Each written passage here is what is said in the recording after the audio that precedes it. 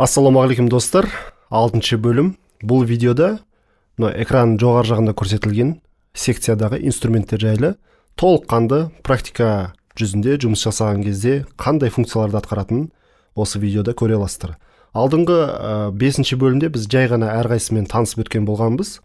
Енді тікелей жұмыс жасаған кезде не істейтінін көрсетіп берем осы видеода. Бізде проект ашылған кезде бұл ылғи да осылай стрелка күйінде болады. Бұл стрелка күйінде біз кез келген жерді басу үшін, кез келген параметрларды өзгерту үшін осы стрелка күйінде болғаны дұрыс.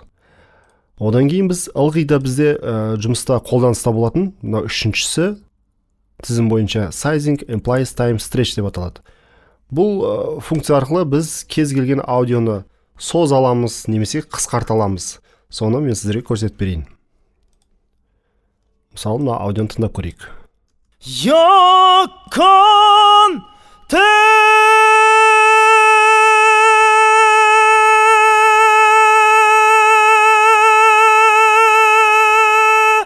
Мысалы, бұның барлығын тыңдамау үшін біз кішкентай фрагментін ғана тыңдап алайық. Мысалы,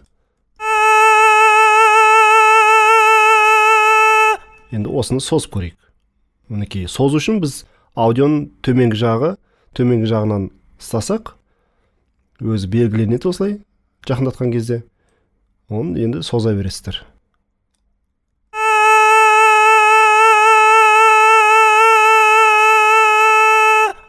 Енді немесе қысқарт көрейік.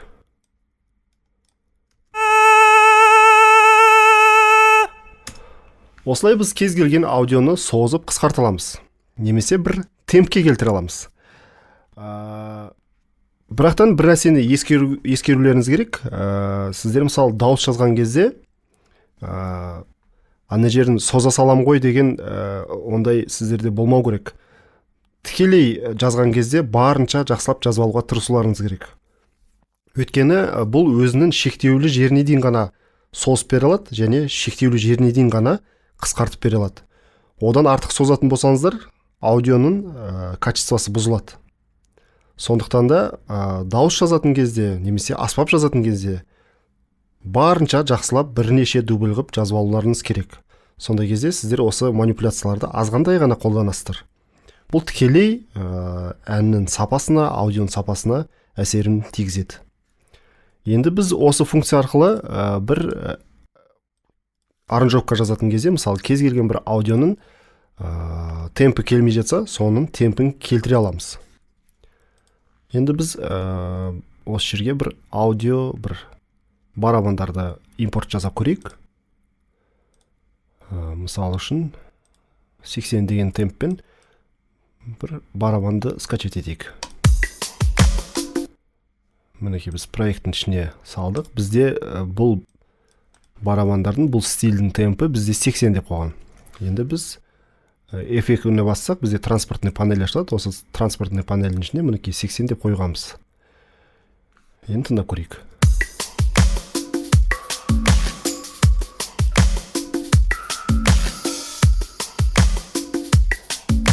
Енді осыған бір гитара ойнатып көрейік, басқа темпте. Және сол гитараны осы темпке келтіріп көрейік.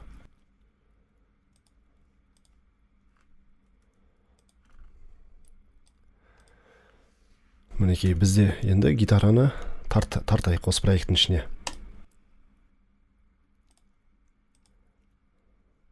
Мысалы, 90 деген темпті тартып көрейік.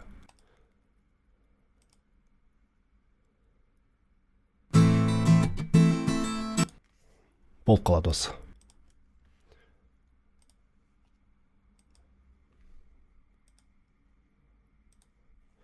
Мінекей, енді екеуін ойнатып көрсек.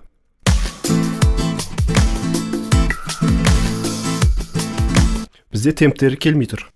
Жазып жатқан проектіміздің темпі 80, ал гитараны тартқан гитарамыз мүлдем басқа темпте. Ол 90 деген темпте жазылған. Енді осыны 80 деген темпке келтіріп көрейік.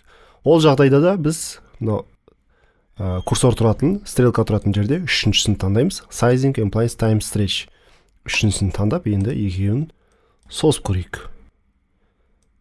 Мінекей, енді біз бұны екі тактың шеңберіне келтіреміз. Мінекей, бізде енді бұл темпке бағынды. Енді тыңдап көрейік.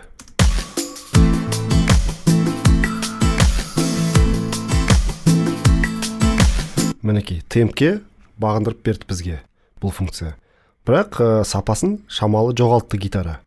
Сондықтан да мысалы сіздер бір аранжировка жазып жатқан болсаңыз, мысалы 100 деген темпте аранжировка жазған болсаңыз, сол проектке гитара ойнатқыңыз келсе, мысалы бір сэмпл ұнап қалады, соны барынша жақын темпке таңдаңыздар. Өйткені мысалы сіздер 100-де жазып жатқан болсаңыздар, ал сіздер 90 деген темптегі бір сэмплді проекттің ішіне импорт жасап, соны созатын болсаңыздар, ондай жағдайда аудио көп жағдайда өзінің сапасын жоғалтады.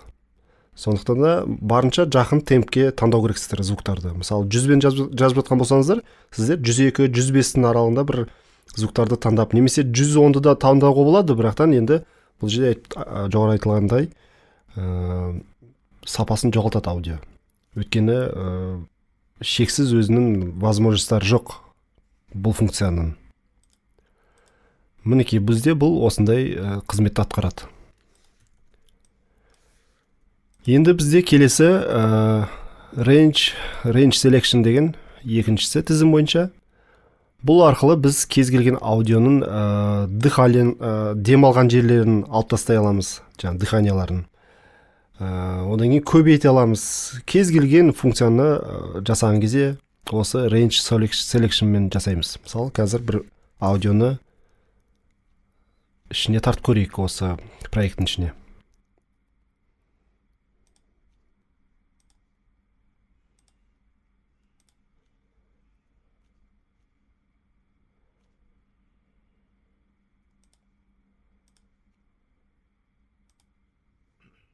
Жүрек тулайды.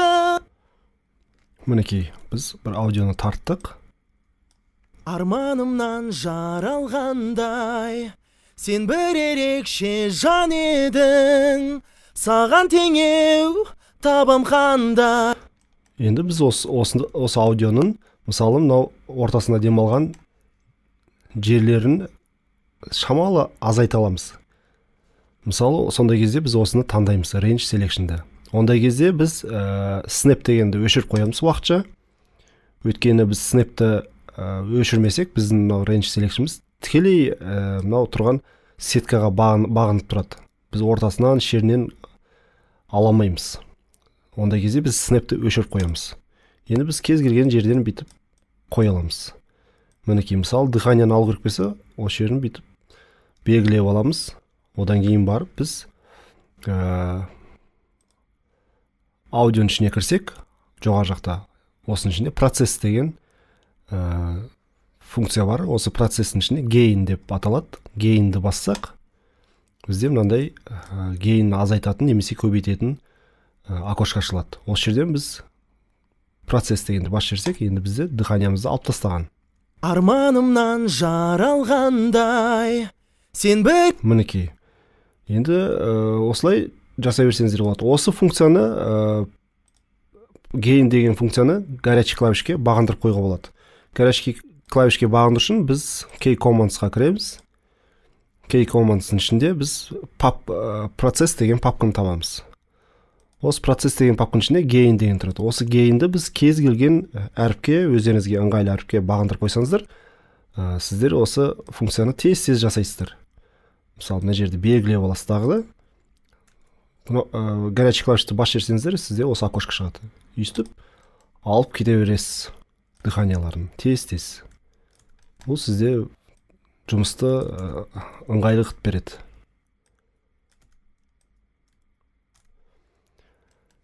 Мінекей, бұл осындай функцияларды атқарады. Екінші бұның функциясы, біз мысалы аудионы бірнеше бөлікке бөліп тастасақ, мысалы осылай алып тастайық. Айталық, сіздерде дауыс жазған кезде әр жерінде қайырмасы айтылған, куплет айтылған жерлер болады. Сондай кезде біз осы арқылы былай белгілеп аламыз. Белгілеп қосып жібере аламыз. Ондай кезде біз аудиоға кіріп, bounce дегенді басып жерсек, бізде мінекей bounce selection деп тұрады. Осы bounce бассақ, біз аудионы осылай қосып жібере аламыз. Мінекей бізде аудионы қосып жіберді. Тура осылай біз енді бір аранжировкаға арналған бір бочка теріп көрейік.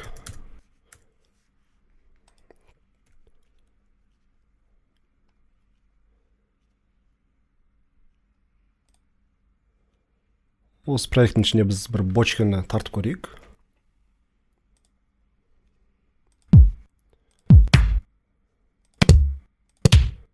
Кез келген бочканы таңдай салайық.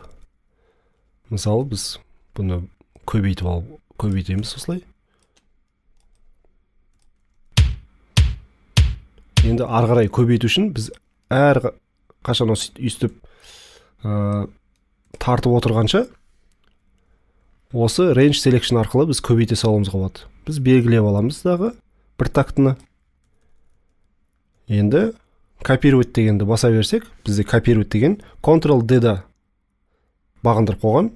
Сол Ctrl-ды басып тұрып D-ны баса берсеңіздер, бізде көбейе береді. Копияларын жасай береді. Осылай бізге керегінше қанша жерге дейін керек, осы көбейтіп алсақ болады. Осы арқылы, осы range selection арқылы. Осындай функцияларды атқарады бұл.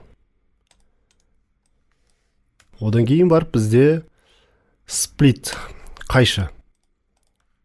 Қайшы, бұл енді оның функциясы түсінікті. Бұл функциясы бар жоғы бізде кез келген фрагментті кесу үшін.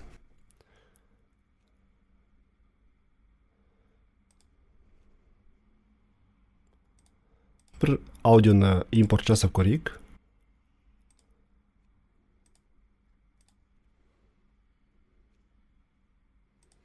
Алға, Мінекей.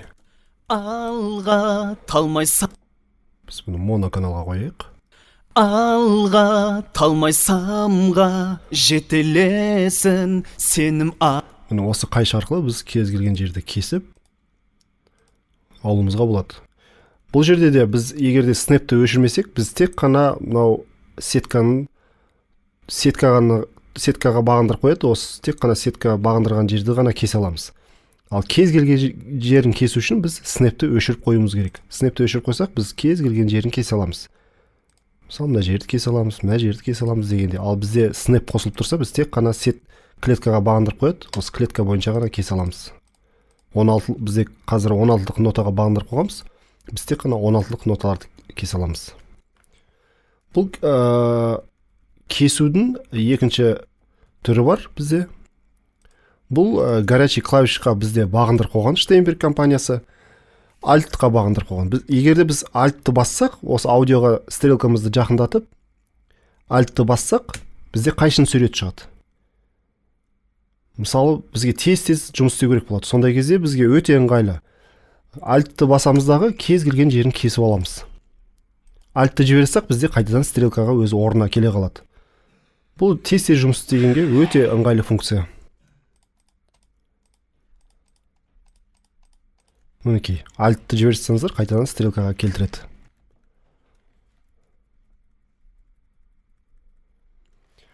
Одан кейінгі функция бізде glue деп аталады. Glue деген көбінесе біз MIDI файлдарда қолданамыз. Айталық, екі MIDI файлды бір-біріне қосып жібереді. Біз MIDI канал ашып көрейік ол үшін. Және осы жерге бір айталық, мына жерге сіз бір партия ойнадыңыз, мына жеріне бір партия ойнадыңыз, сонына қарай бір проигрышта бір партия ойнадыңыз. Сондай кезде осы үш бөлікті бір-біріне қосу үшін біз осы glue-ді қолданамыз. Осы үшеуін таңдасақ, басып жерсек, бізде үшеуін біріктіріп жібереді. Сонда бір ұзақ MIDI файл қылып жібереді. Бұл осындай аранжировка жазатын кезде MIDI файлдарға қолданылатын glue деп аталады. Clay негізі, тікелей аудармасы clay деп аталады. Одан кейінгі функция бізде өшіргіш. Бұл өшіргіш бізде автоматизацияны өшіруге арналған. Автоматизация жайлы мен сіздерге кішігірім көрсетіп өтейін. Айталық, мынау бірінші стерео каналға біз бір аудионы тартып алайық.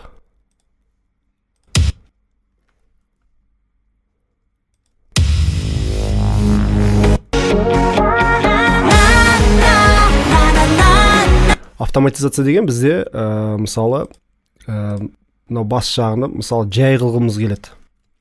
Немесе бас жағы қатты басталып, ортасына қарай жай қылғымыз келеді. Сондай кезде біз автоматизация сызамыз. Оны сызу үшін біз мынау карандашты таңдаймыз. Осы карандашты таңдағаннан кейін біз кез келген жерін осылай жай немесе қатты қылып өзгерте аламыз. Бізге қаншалықты керек. Мысалы үшін басы қатты басталды, енді жаймен дыбысы түсетіндей қылып қояйық.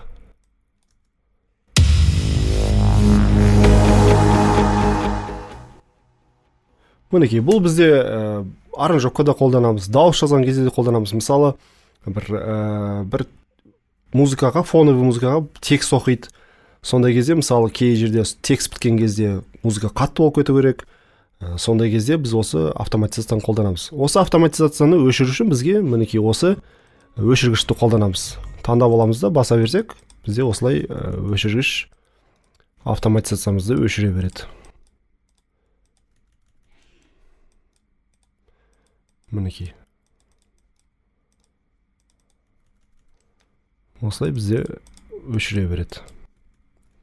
Таңдап аламыз да өшіріп кете береміз. Өшіргіш міне сол үшін арналған бізде. Ендігісі бізде зум деп аталады. Зум деген бұл функциясы шектеулі, бұл тек қана керек жерді ғана бізге үлкейтіп береді. Бірақ бұл функцияны бізде клавишіміздағы G және H деген әріп сол функцияны атқарады. Штейнберг компаниясы бізге дайындап берген горячий клавишқа. Сондықтан да бұны біз көп жағдайда қолданбаймыз. Одан кейін бізде mute X деп тұрып белгіленіп тұр. Бұл мьютпен біз кез келген аудиоға бассақ, бізде уақытша өшіріп қояды. Мысалы үшін мынаны ойнатып көрейік. Енді осыған бас жерсек, бізде аудиомыз өшіп қалады. Мінекей, бұның функциясы осындай тек қана өшіріп жағу үшін ғана арналған. Бірақ бұл функцияны да біз тез клавишімізді басып жасай аламыз. Ол үшін біз аудионы таңдаймыз. Аудионы таңдағаннан кейін клавишіміздағы Alt-M-ді бассақ, бірінші Alt-ті басасыздар, одан M-ді басқан кезде аудиомыз ашылады. Мінекей. Және тура солай өшіру керек болса, Alt-M-ді бассақ, бізде аудиомыз өшеді. Осы mute-тің функциясын осы горячий клавишқа қайтадан осы біздің Штейнберг компаниямыз дайындап қойған, бағындырып қойған. Бұл автоматтық түрде өзінің заводской настройкасында тұрады. Кез келген Cubase-тің версияларында. Одан кейін бізде карандаштың суреті тұр. Бұл карандашпен біз жаңағы айтылғандай автоматизация сызуға арналған. Мысалы, әр жерлерді таңдап, біз жай қыламыз, қатты қыламыз. Тура осылай біз кез келген автоматизацияға арналған функцияларды жасай аламыз. Ол бізге мысалы бір жерде ревердің күші қатты керек болса, реверді күшейтіп береміз. Ол туралы мен автоматизация туралы басқа видеода толық түсіріп шығамын. Мінекей, бұл инструменттер әртүрлі өзінің бір функцияларды атқарады. Сіздер осыны жасап көрсеңіздер болады. Және ылғи практика жүзінде қолданған кезде сіздер автоматтық түрде тез осы функциялар арқылы функциялардың арасында қозғалыс жасай аласыздар. Сондықтан да көп практика жасаңыздар и қорықпаңыздар ешқашан. Кез келген аудионы барынша жақсылап жазып алыңыздар, сонымен әртүрлі манипуляциялар жасаңыздар. Сол кезде тәжірибелеріңіз өседі. Сондай достар, келесі видеода енді қызықты автоматизация жайлы, эффекттер қою жайлы келесі видеода мен түсірем. YouTube каналыма жазылып қойыңыздар достар, лайк қойып қойыңыздар, астына комментарияны жазып қойыңыздар. Аман сау болыңыздар.